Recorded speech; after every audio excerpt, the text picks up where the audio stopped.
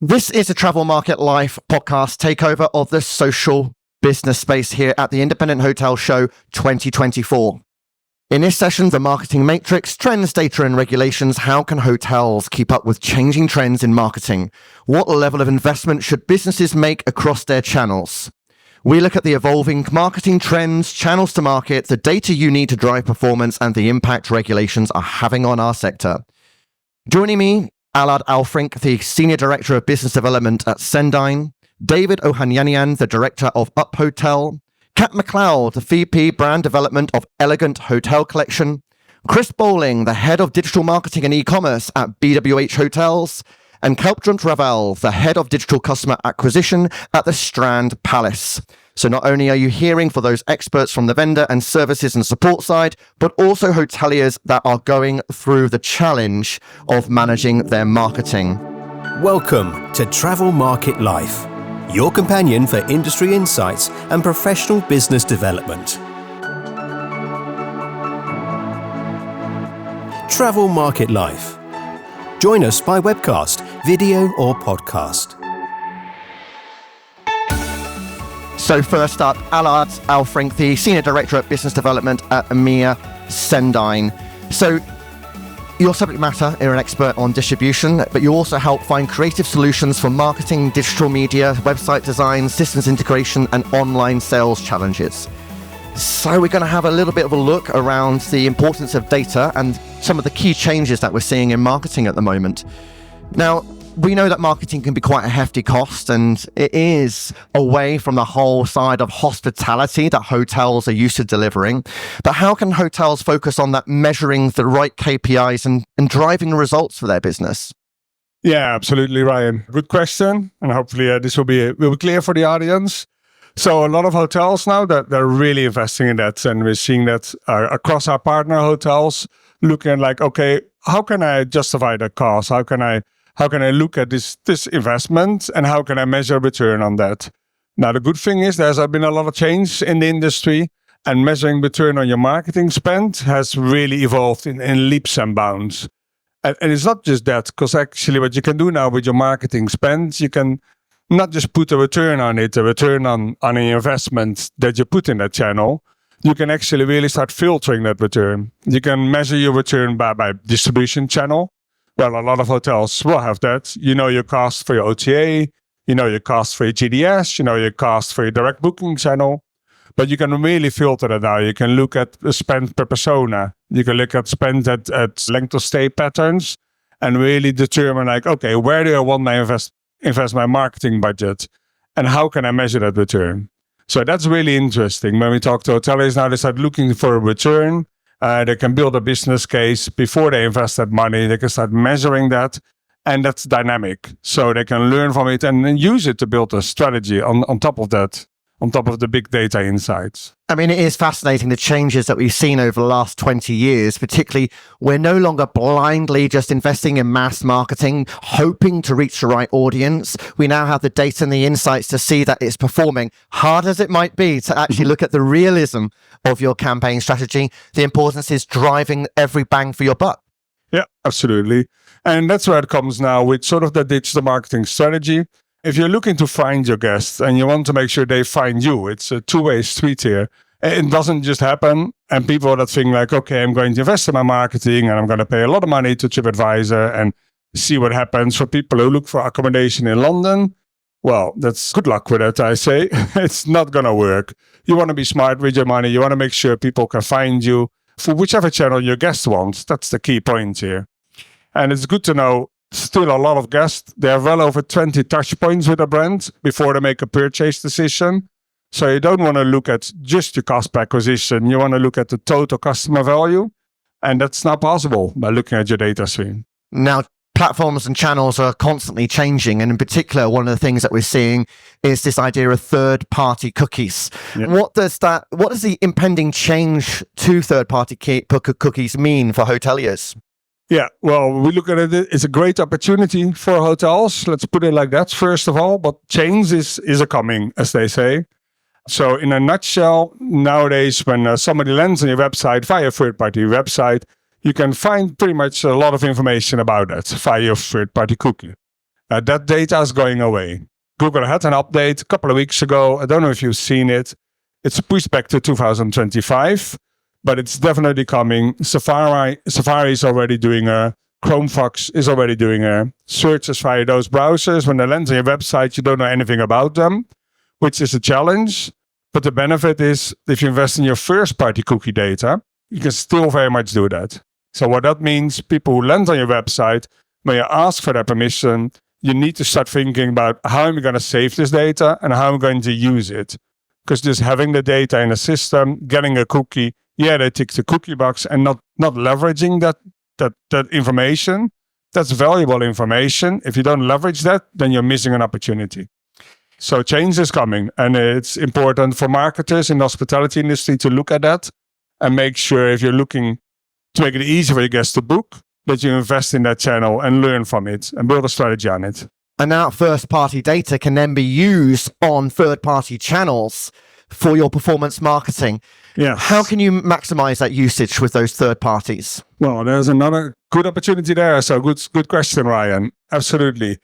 What you can do now, I don't know who's been looking into this, but if you want to have your marketing efforts get more results on that, you can start investing in digital marketing. Well, we know that, but it used to be sort of like a one-way street. You have an advertisement, you push out your ARI, your availability rates and inventory, and you load your promotion.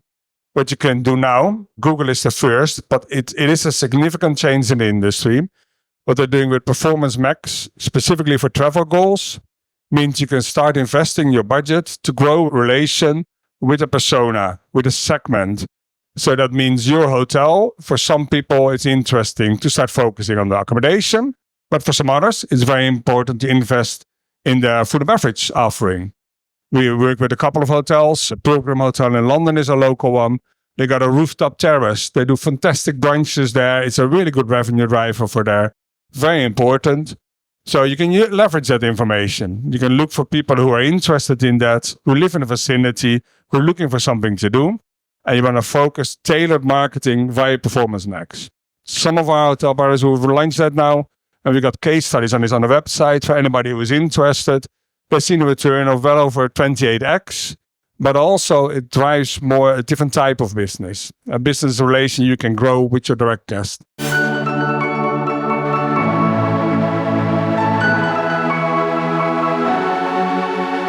Coming over to David Ohandjanian now, the director of Up Hotel Agency, a visionary entrepreneur and founder of the award-winning agency, which specializes in hotel marketing and website design.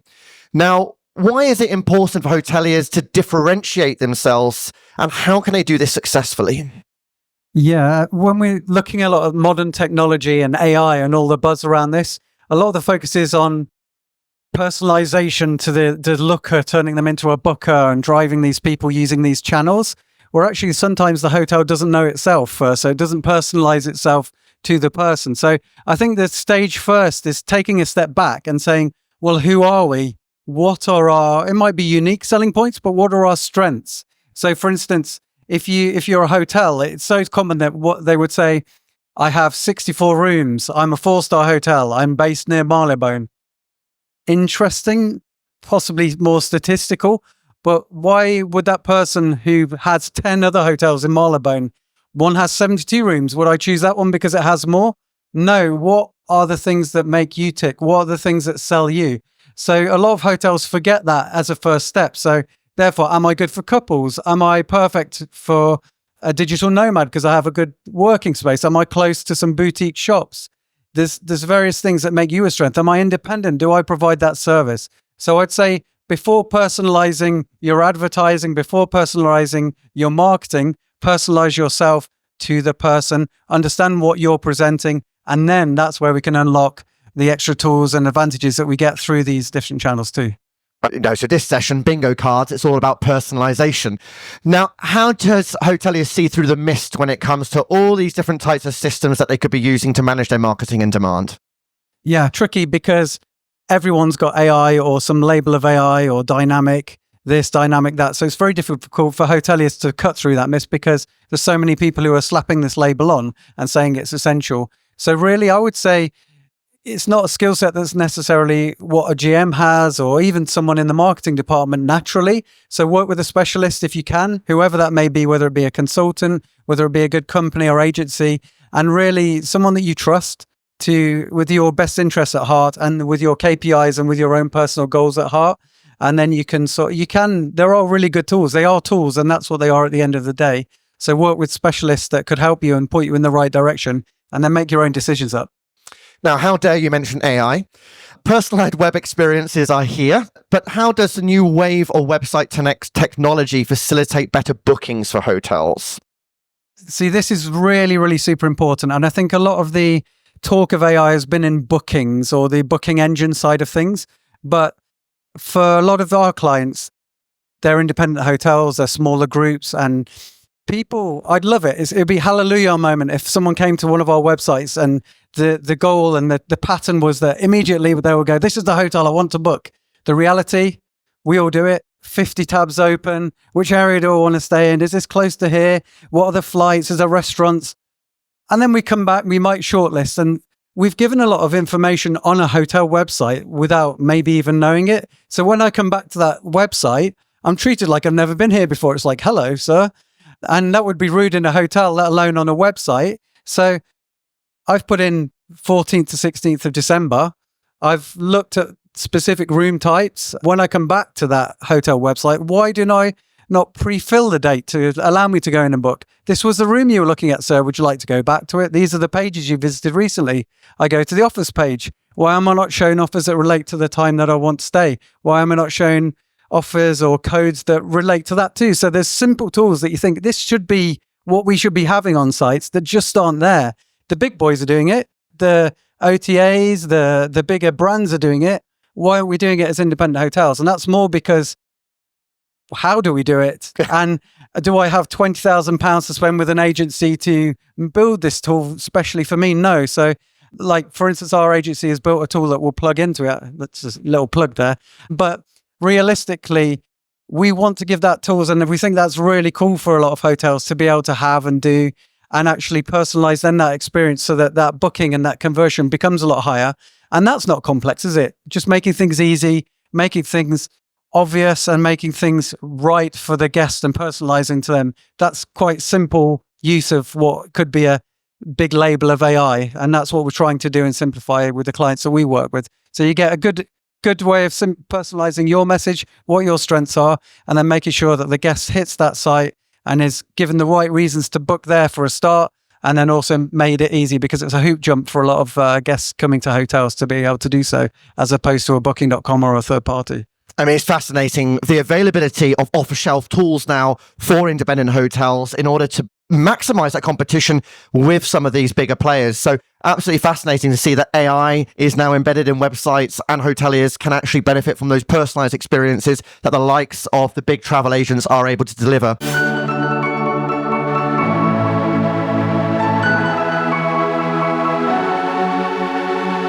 Moving over to Catt Mcleod, the VP of Brand Development at Elegant Hotel Collection, with over 25 years experience celebrating independent luxury hotels, boldly crafting unique and authentic guest experiences, while effortlessly embracing the art of authentic luxury experience. She's launched Elegant Hotel Collection a year ago, so congratulations on that. You've previously worked with Hotel Res, hotels and resorts. Now, what's important, obviously, is how hotels can better align their internal departments to ensure they can really benefit from this investment in the marketplace. Thank you so much, Ryan. It's indeed a year since we launched, and with 32 independent luxury hotels now, we're seeing the importance for our hotel members of simplifying all of those things that we offer, and also helping the hoteliers to bring those offerings together, because we've heard a lot about tech, we've heard a lot about marketing, and there are some really exciting opportunities that are available. Part of what we're doing is bringing that technology to the independent hotel. But we have a responsibility as a partner, as a vendor, to work with the hotelier, not just in revenue and distribution, but also in marketing, in sales, understanding the operational opportunities for the hotel. So really bringing all of those departments together for a cohesive commercial strategy, because within luxury hotels, the opportunities are so much greater, but the opportunity lost is also there. So we have to make sure that we're having that cohesive commercial strategy with our hotels together and with each relevant department across the hotels, rather than just being focused in that narrow distribution or narrow revenue management field. I mean, for the luxury market, you have to really go after a specific type of audience. You need to make sure you obviously presenting that value, but also that experience that you're offering. You're working from a distribution perspective and marketing perspective with so many third-party agencies, whether it's OTAs or marketing efforts and channels. What's the best way to be able to form those strong partnership relationships? To play nicely in the sandpit, to work with your partners, because understanding that your OTA partners have KPIs. They are trying to drive more business to their sites. Your travel agent partners, your corporate travel buyers, they are trying to get the right hotel in the right location for the right price at the right time for their hotel. Your distribution providers, your representation companies should all be working together for you in a collaborative way. And that's why it was great to hear with David, that authenticity and that desire to work for the hotels is really there. And I think that's what we have a duty as vendors to bring to our hoteliers, to make it simple, because our hoteliers need to be able to focus on providing that authentic hospitality on property. Our role is to support that and to enable that through the technology, through the distribution, through the sales opportunities, but in a way that helps the hotelier rather than being another burden of mind-blowing tech, or we won't mention the 2-letter thing that we talked about a minute ago. So, I mean, when it comes to the internal marketing function within a hotel, how can hotels lean on different members of staff, different generations to really bring that story alive? Well, I was speaking to Alex, who is the head of sustainability at the Strand Palace, earlier on in this session. And I was really inspired and excited to hear from her the passion that she's bringing to that role, and to hear her move from food and beverage service, that within the hotel that they recognised her passion and interest in sustainability and enabled her to have that path. We have some of the younger members of our team that started looking at Ollie Short here, who started in the revenue reservations and rate loading team, but very quickly, with his attention to detail, moved into our booking engine team, just enabling the younger members of the team with finding out what their interests are and bringing that into the business. So then as a hotel, do you have somebody interested in flower arranging? Do you have somebody interested in fashion? Is there somebody who's very engaged on social media? How can you support that person to flourish and to stay and nurture them within the hotel? Because we all know it's very hard to keep staff within a hotel. And finally, then the role then of the technology supplier is to make sure that all of this wonderful work that's been doing in marketing, on Instagram, on all of your channels, that can then translate to more visibility, more reservations, and more awareness for the property. I think it's a virtuous circle. No, I mean, when it comes to marketing a luxury hotel, it's not just about the rooms, it's not just about the venue, but it's also about the offerings and actually bring in perhaps an element of the F&B side. Why is that so important for luxury?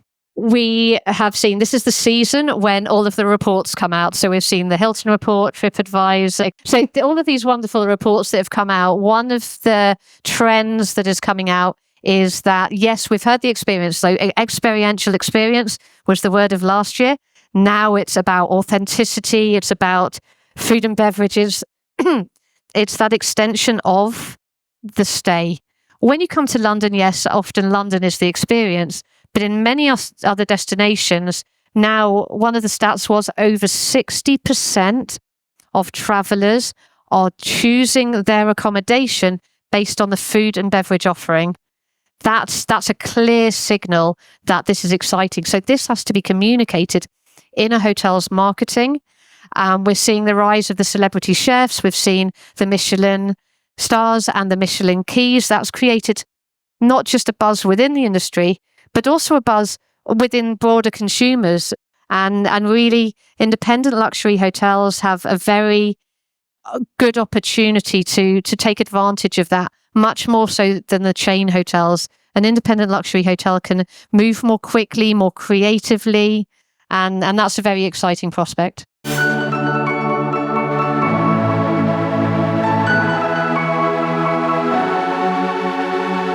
Now, moving over to Chris Bowling, the head of digital marketing and e-commerce at BWH Hotels. Ever since joining BWH Hotels GB, Chris has been captivated by the travel industry's complexities and unique challenges. His passion for growth has led on a continuous journey to discover and implement the best tactics for boosting the market share for hoteliers. Now, brand is an area that you really focus on. Why is that so important for hotels? So first, thanks for having me. So brand is hugely important to hotels and obviously hotel brands. I would say it's kind of the secret weapon in driving more of those direct bookings. Obviously the OTAs, they're great. We need them, but we need to have a strong direct flow of bookings. You can't be fully reliant on OTAs. And to me, brand is that kind of key to delivering those bookings. Brand makes all those terms cheaper on search engines. That's good. And it also kind of cuts out the search engines, saving you money there, getting people straight to your website, onto your database. That really helps your growth and have a cheaper, more efficient direct channel. So it's expensive. There could be a lot of money being put into marketing. How do you look at spend and identify the impact that it's having? So yeah, this kind of goes back to the challenge. It kind of alludes to what Allard said before. You know, cookies are going away. It's making things harder to measure. On top of that, you've got all the different channels measure and attribute in different ways. You've got your Google Analytics, which is all based on last click pretty much, even though they're making changes. Then you've got Facebook, who that attribute in a different way. Google Ads, a different way. So it becomes very complicated very quickly. So, you know, how do you do this? We do a combination of different things. We try and look at all of the different channels kind of in silo, but then also measure it against our direct bookings that we see through our channel that we know are ours, and try and plug that gap. Is any particular activity having a difference on our bookings? We look at that. That's kind of been a lot of our journey so far, obviously collaborating that with Google Analytics. But we're trying to take a bit of a step forward at the moment. So we're putting a lot of effort into our mixed marketing model. So that's obviously kind of machine learning based. So we're trying to look at, you know, if we're spending all this money on this channel, how does that impact our bookings overall for the brand? So that's been a far more complex experience than I thought it was going to be. I remember we talked about this at the start of the year, and we're still very much on that journey. But we're getting there now. So have patience is one of the key things. It will take time. It's not easy. Not even yourself at BWH Hotel finds it a challenge. Yeah, a lot of patience, and you need some really smart people. Okay, good. But yeah, it's coming together, and you know, it's very challenging, but that's part of the fun of the job, isn't it? Oh, absolutely. If you're not challenged, you know, you can't advance. And it's very interesting how you keep exploring different avenues and how to identify the channels that really sort of make up the right mix for your hotel. Why is that mix so important, though? Why should you not be putting all eggs in one basket, but distributing them across such a matrix of delivering your demand? Well, you kind of just covered it there. You can't put all your eggs in one basket. What happens if, you know, that channel plummets for you? You're all of a sudden, you're completely reliant. You've got nothing to fall back on. So that's one of the things that we've been focused on, is finding more of those channels that work. And there's a lot of changes going on with Google at the moment. Search is changing. You know, I hate to say AI, but people are going different places to find things out now. So you can't just be reliant on Google. So we've done a lot of work to diversify our channels, but then also, you know, it goes back to that brand piece, trying to get more people directly to us without that need of a middleman. But there's still a lot of changes going on. I think there's still a lot of unknowns with the future. People think, you know, there's going to be the next Google with Search GPT or whatever it may be, but it's still too early to tell. Oh, yeah, so much going on. And we're doing a piece on social media trends as well within Travel Market Life. And that's fascinating as you soon look into, it's not just TikTok, it's YouTube and so many other different channels on that line of things to consider.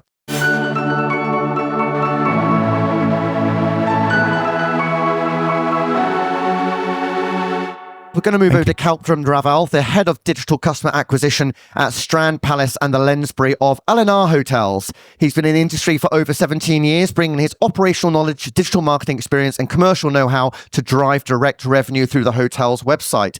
Now, you've experienced yourself a direct impact of what regulations can have on your marketing strategies, particularly one that came into force this year, the Digital Marketing Act. Now, it's not something that us in the UK have necessarily been directly affected by, but anyone that's getting customers from across Europe, you are massively seeing that impact. So what has this impact had, or what has this ruling had particularly on your meta search results and how you spend and invest there? Thank you for having me here, Ryan. This is a fantastic question. It did impact those of us in the UK as well, because Google decided everybody who comes under the Ireland branch of their office gets impacted by it. So some later than others, but we were all impacted by it. There was a stat in Skift which said that 80% of all global meta search traffic comes through Google Hotel Ads, which is their meta search platform. And this was the ruling impacting Google Hotel Ads. Later on, Skift also published that this caused a 30% reduction in clicks to independent hotel websites, which in turn lowered 36% of revenue from direct websites. So we very much faced that as well. And the learning from it was where meta search was playing a role at the bottom of the funnel in our marketing funnel, that had changed. So we had to pull spend back, reevaluate the role. It was moving more to the middle of the funnel and be more selective about where you're spending on meta search. Go after the searches that are less competitive. A lot of people using meta search don't know you have that level of control within the tool.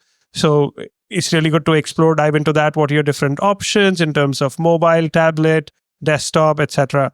So we pull back spend more selectively and use that for search and performance max to go further higher up in the funnel. Performance max, obviously Allard makes reference to that just now, and one of the things that you and I were talking about was this idea of generic visibility and why that's so important. Yes, it's incredibly important because generic visibility is when somebody searches for your hotel in your location, so a hotel in London as opposed to the Ritz London. These tend to attract more traffic, and therefore they are much more expensive to get the clicks through on, or even get your link and ad served for these searches. The main reason why these are important is because they drive incremental revenue. Allard spoke about it. David talked about personalization as well. So while you want to be able to have a well curated message in your ads about who you are or what you offer, you do need to find new guests, new customers through these generic terms, because every day more and more people are traveling. So the whole loyalty factor of I used to go to London every year to celebrate my anniversary is no longer applicable. Now, it's not a matter of setting it up and walking away and hoping it'll do its job. You're a big fan of experimentation, but it takes a lot to experiment on these channels and to make sure that you're massaging as much as you possibly can do out of it. And sometimes it works, sometimes it doesn't. You've got to be open to the idea that things will fail for your hotel and it's not quite right for your property. When it comes to experimenting, what are your top tips to hoteliers in approaching it in the right way? So experimentation is really interesting. People think every experiment must lead to a success. That's not true. A failure is a learning as well. It's very important to know and recognize what not to do. But the easiest way to start it is look at what you already have. Look at the data that you have. Are there any anomalies? Are there any spikes or drops? Try and replicate those. Understand what are the factors causing those to take place. And be brave with your lower cost channels. For example, organic social or email, which tend to be lower costing than, say, PPC. Take a little more risk with that. And when you think of factors, segmentation factors, think outside the box. I'll give you an example. With Performance Max, Google's AI ad campaign type, the US in landmass is greater than Western Europe, and generally thought of, or at least by myself, was approached as East Coast, West Coast.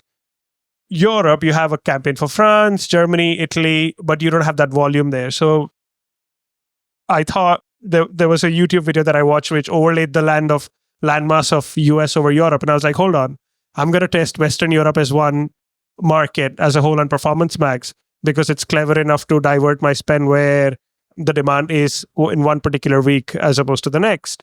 And that gave us a really positive result. So think outside the box in terms of what all can you trial. That's really important as well.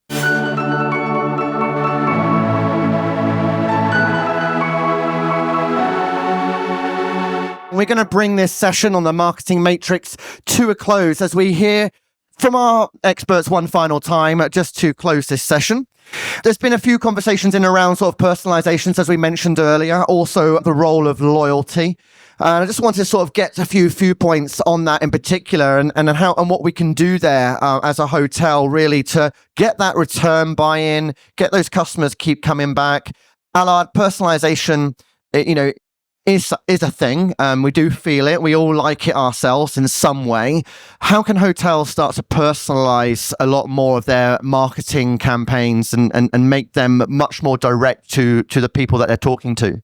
Yeah, absolutely, Ryan. There's a lot of opportunity there now. We've been talking about personalization for decades, I think, in the industry. And we never quite managed to pull it off in hospitality. But now you can do so much with your marketing outreach from your first point of contact with a guest. So you can start already targeting lookalike personas. So your system can pick up, so people who book from this area, from this geographic area, they look for this stay pattern, they look for this promotional offer you've got. They tended also to be interested in an add-on service. So you can start personalizing it from that. But also technology now, if you have marketing outreach or if they land on your website, a bit like Netflix. Nowadays, when you go on Netflix, everybody has a different interface, which you all know. But you can do that also on your hotel website. So you can have different content, you can have different visuals, you can have different text, and you can lead with more relevant offerings. For your accommodation spend, if someone is looking from Scotland and there's a school holiday in Scotland and they're looking for 2 nights with 2 children, this is a very high likelihood to convert. You can load a special promotion only visible for the Scottish market. So there's a lot of ways. But like what Kalpdrum said as well, the initial thing is you need to start experimenting with it, find out what's new, push your vendor to say like, listen, I want to do something different. Let's try it out. Let's measure it. A/B testing, one version on the old way, one version on the new way, see what works and roll it out. Thank you. So Chris, it's one of the approach that you've been taking with your data to personalize a lot more of those interactions across the BWH hotel portfolio?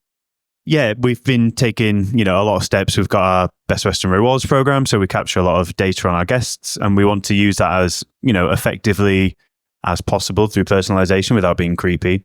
So yeah, start with the basics, kind of segment what people like, the things they like to do, and then target people with those kind of messages. That's emails, obviously the easiest place to start. You can capture the activity they do on the website and then retarget them, via email, directly straight into their inbox. It's still a hugely effective channel. Kalp, what level of personalization are you doing at the Strand at the moment?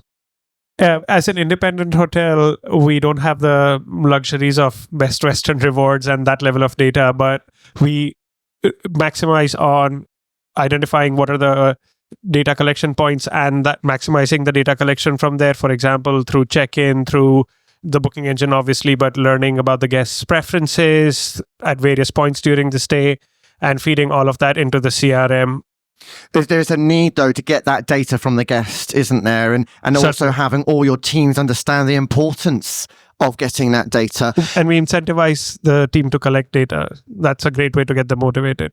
Yeah, how do you motivate them to and inspire them to go, hey, yeah, it's a great thing to get their data? You run a bit of a competition within the teams, and that gets the fire in the belly going, and it becomes a bit of a game. Invite them for a lunch, invite them for an afternoon tea. Doesn't cost the hotel much, but that data is invaluable.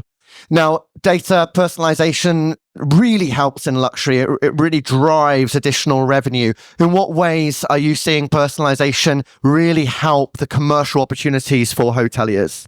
So the hoteliers that are really listening to and understanding their guests are the ones that are winning and succeeding in personalizing those experiences. And personalization isn't anything new. It's happened when I checked into the Gresham for the 4th time 15 years ago in Dublin, and they magically welcomed me back because they recognized me, they were expecting me. And the independent luxury hotel has a real opportunity to do that through the human, in a human way. We see the wonderful guest services managers at independent luxury hotels taking the time to do the pre-call before the guest arrives, asking them, is it a special occasion? All of those lovely natural questions that you can ask, but also then, if they're on Instagram, if they have a good social media profile as a guest, then the hotelier can learn a lot about that. And really those human guest services managers and that staff, they're delivering already that wonderful, warm, authentic hospitality. Excellent. Thank you very much indeed.